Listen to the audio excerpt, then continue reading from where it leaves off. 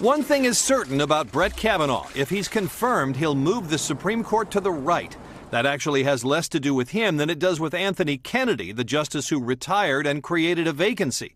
His replacement by any nominee of President Trump would mean no more swing justice. Kavanaugh would bring the number of dependably conservative votes on the court to 5. That could bring an end to affirmative action in college admissions, more restrictions on access to abortion, and a further chipping away at the wall separating church and state.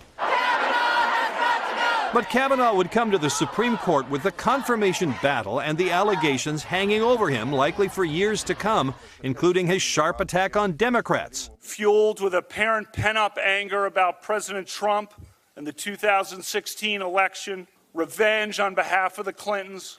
In recent years, Chief Justice John Roberts has publicly worried that extreme partisanship in the confirmation process could make the court itself seem partisan. This confirmation gives us probably our most conservative Supreme Court ever, and the left will probably begin a very serious assault on the court because they're both upset about its direction in the law and also his confirmation personally. If confirmed, Kavanaugh could take his seat on the court as early as Tuesday when the justices come back from Monday's holiday. Hey, NBC News fans, thanks for checking out our YouTube channel. Subscribe by clicking on that button down here and click on any of the videos over here to watch the latest interviews, show highlights, and digital exclusives.